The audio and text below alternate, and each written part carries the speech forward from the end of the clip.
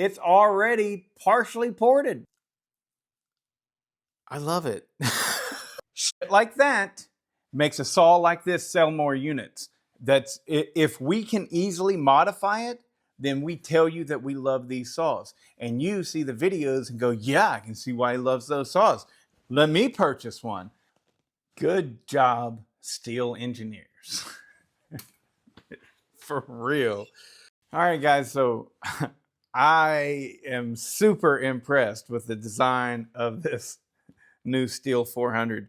I had this plan in mind and I'm tearing it down and I'm like, I have got to stop, because as soon as I pulled off all of this intake business, this filter side, I saw a beautiful sight. There you go. This is the old 400, new 400.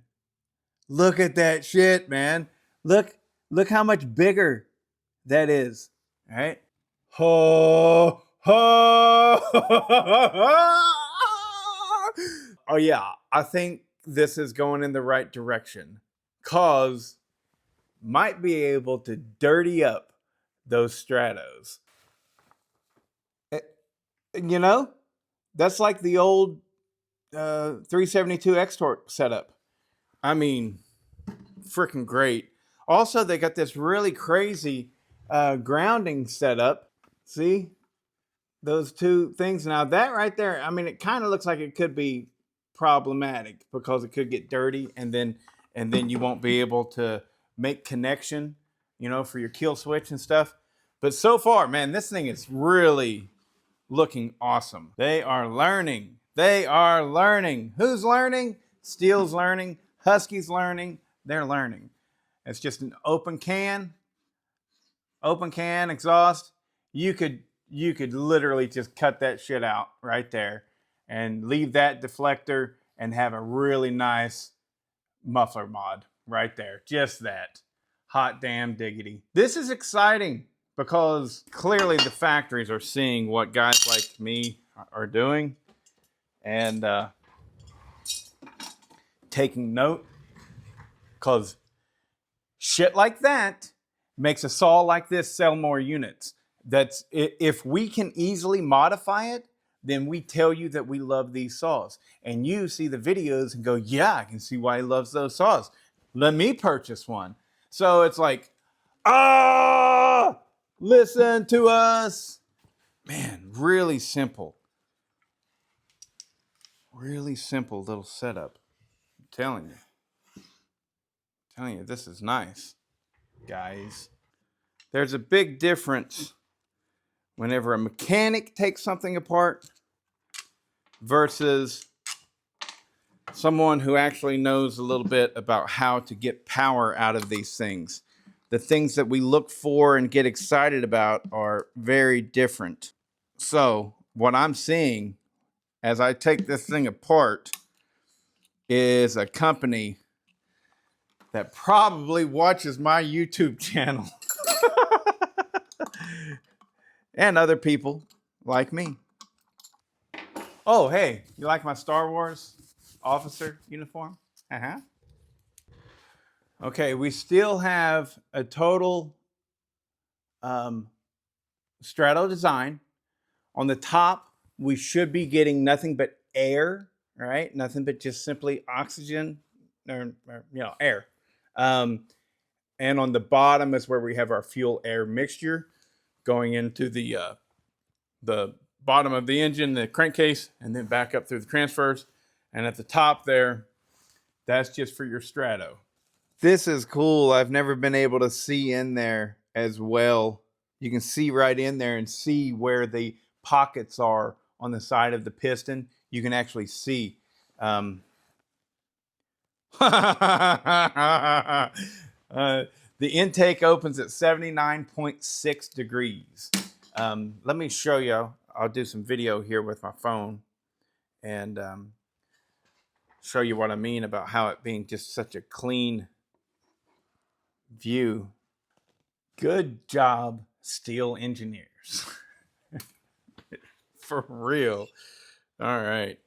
So they have really done well. All right, the piston looks almost just like the old 400 piston, except for it's aluminum. It's not magnesium. This is the old 400 piston. I don't want to take the new one off of there. There's nothing that can be gained from showing you that. I mean, I could weigh them in.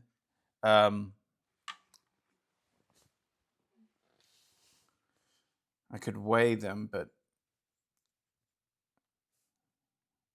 I don't want to. I don't want to take that piston off of there. This is the 400 piston, the old 400 piston. It's magnesium. You got that cut out there for the intake.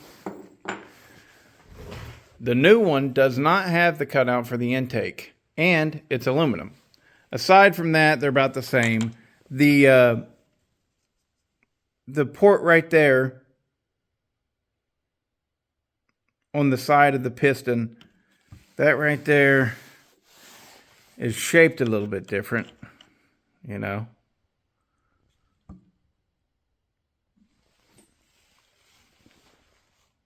Not exactly sure what we could learn from that. But let's look at the cylinders. Oh, we got to measure the diameter of the piston and all that stuff. This new one. Woo! No.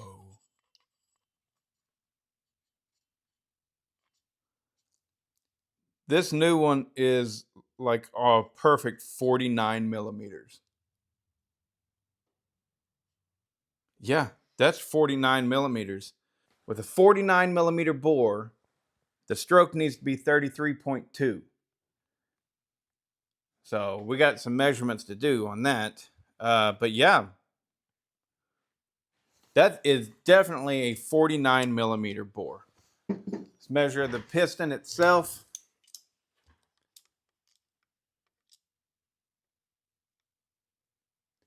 The piston is 48.83 millimeters.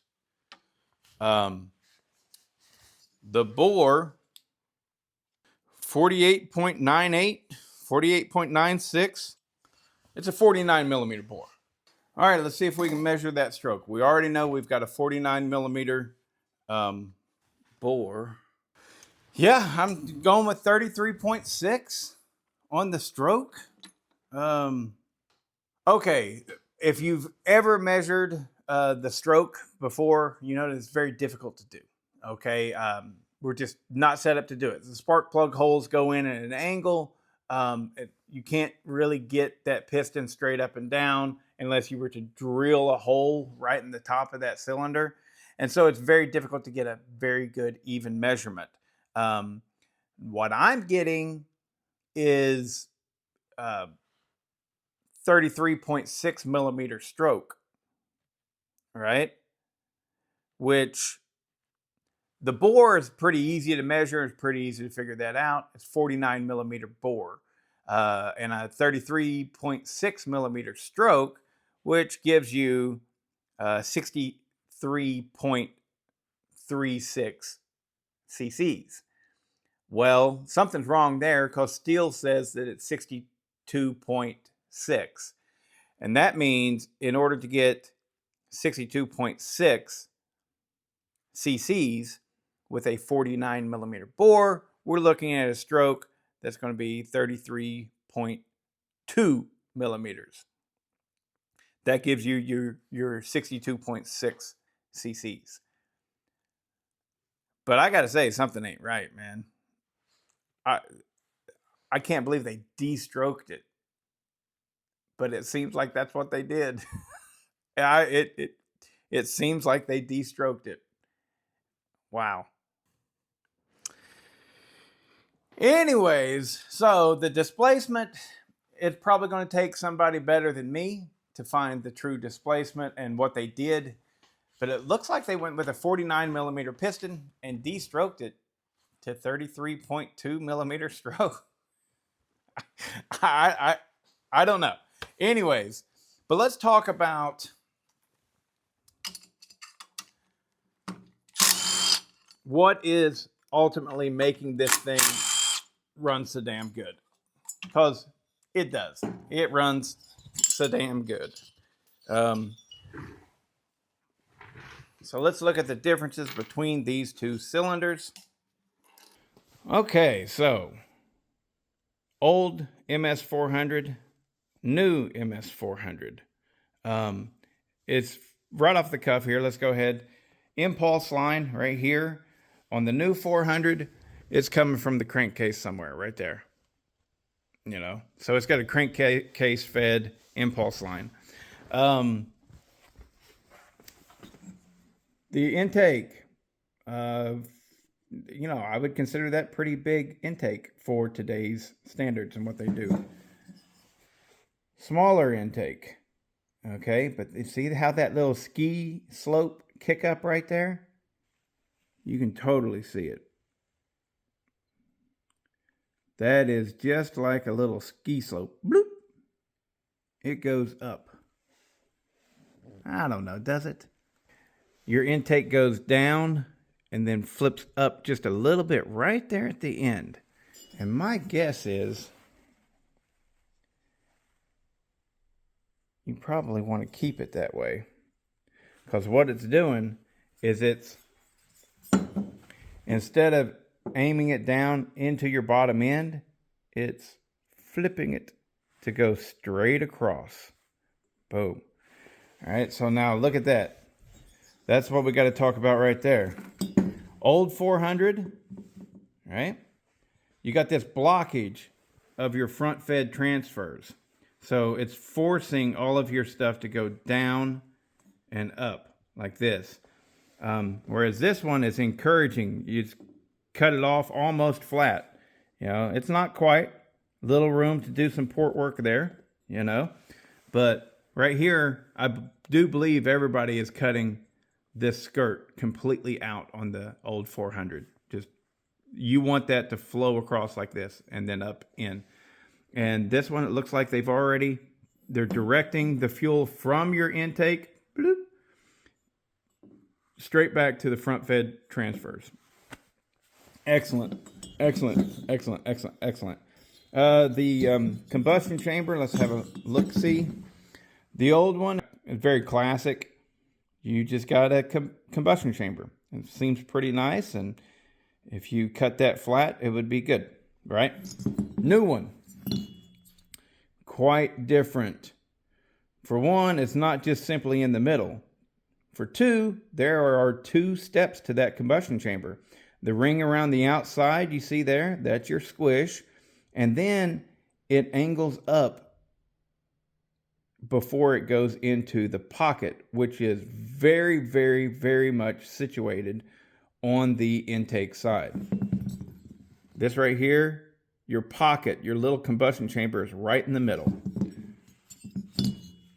Right here, nope. It is all the way at the front side. Right there's the spark plug hole. All right, so it is offset. That's very Dolmar. Dolmar like to do that. And then that combustion chamber right there, or I'm sorry, the squish band is cut, and then it flows up into your combustion chamber. So I bet you that's really good to have that little step like that. You know, that angle going into your combustion chamber. I bet you that is really good to have. Oh, the exhaust. Old 400 exhaust. There you go. Old 400 exhaust. New 400 exhaust.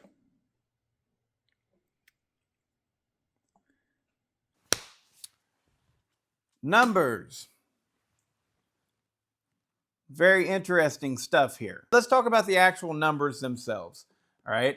On the old 400 stock, you had 140 PSI, and this was on a broken in saw, right? On the new 400, 157 PSI, and this is very much not a broken in saw. So I would expect that to go to like an even 160 once it's broken in. Maybe as much as 165, but I doubt it. Let's see. Squish. The old one had 30 thousandths squish. The new one, 26 thousandths squish. The intake, the old one, 76.4. The new one, 79.6. Woo, that's pushing that intake. The exhaust on the old one, 99.6. On the new one, 101. That's why it's got more torque. Well, is it? I don't know. Anyways, transfers. On the old one, we're looking at about 122 on the rear and about 125 on the front. All right, so the rear come on first and push everything towards the intake. The new one, we're looking at about 119 or 120 on the rear and about 122 on the front. So it's still doing the exact same thing. So old school methodology with this right here was always have your front transfers come on first, right? Why did we do this? Because we were wanting to push the exhaust gases out, right? On these new Stihls, I've been seeing it, they have exactly the opposite. The rear transfers come on first, and then the front, the intake side transfers come on. Why the difference? Well, because they aren't using the fuel and air mixture to push the exhaust gases out. They're using the strato ports to push all of the old emissions out. So then if you look at that, you're like, I'm not using my fuel and air mixture to push the old exhaust gases out. So what should I do with my transfers? Well, you should turn your rear transfers on first, then your front transfers to pack everything on the intake side, right? That's what they're doing. They're packing everything on the intake side. And in doing that, your explosion is mostly going to take place on the intake side, right? Think about this, it's getting deep. Why is this important to do everything on the intake side? Because that piston rocks back and forth, right? And if you just have an explosion in the middle, then that piston is going to rock hard, boom, like that. They do this. This is what causes piston slap. They wear more on the intake side right there, but they go boom like this, and they rock in the bore and slide down like this. Well, if you have that explosion initiate on the front or on the intake side, boom, then you're going to have less of that rocking action, which every little thing takes up energy. It takes up the energy that you are creating, right?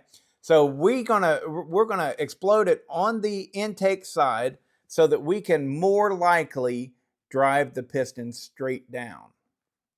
All right, straight down.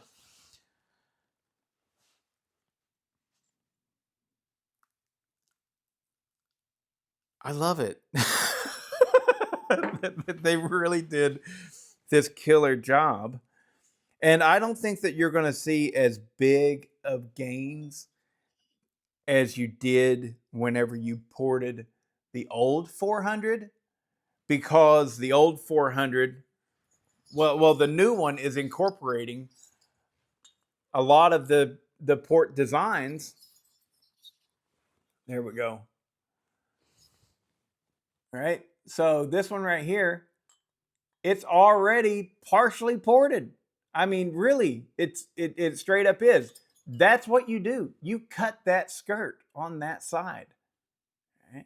The combustion chamber is very nicely shaped, and it is flowing everything up to the intake side.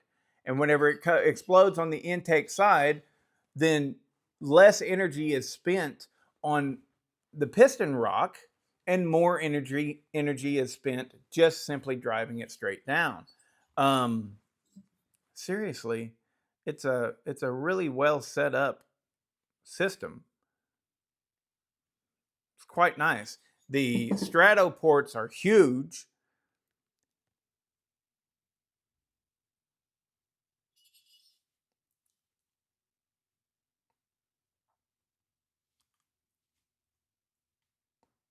I think this has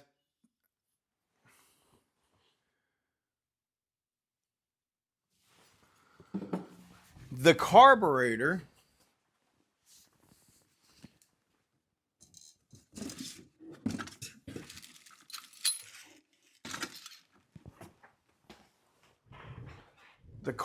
compared to the old one. Now, the reason it's so much bigger is because it has to feed the actual air fuel mixture as well as the Stratos. This right here, the carburetor only has to feed the air fuel mixture. This butterfly feeds the Stratos. In this setup, you're feeding both. And that's why the carburetor really needs to be bigger. But I'm wondering at this point now how much of a difference it's going to make if you dirty the Stratos.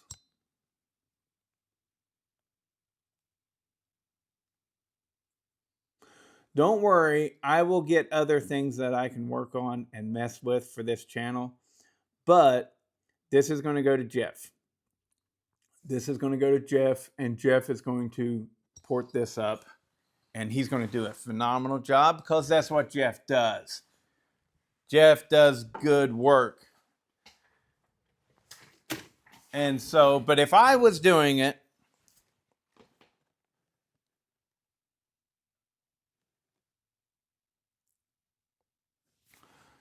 I tell you, first thing that I would do probably is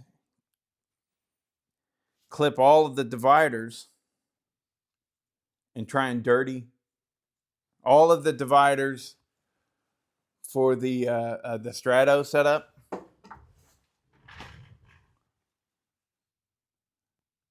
Just clip them all and see, and not even touch the transfers. Not touch them. Not touch them.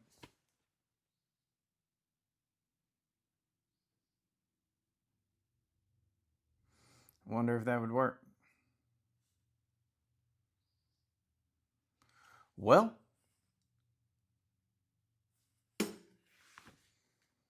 there you have it. Did I leave anything out? Oh, the timing numbers. The actual ignition timing. The ignition timing, best I could tell, okay, the way that I'm doing it is I'll insert a picture here. I'm lining up the coil with the magnets on the flywheel. I did it both on the same on both saws. And it's a very natural point. You can feel it. Those magnets are stopping at a very natural point. And the number that I got may be spot on, or, you know, it's different. It doesn't matter. I aim for the same spot on the coil for both saws. And so what we're looking at is the difference. So on the old 400, the timing, the ignition timing was at 31.5 degrees. The new one, the ignition timing is at 34.5 degrees. So my guess is a timing advance is probably not going to help this saw at all. Like, because it's probably already got it. It's probably already built into it. So what else? What I would do, I would go ahead and I would take this all the way down to the base. I'd take it all the way down to the base.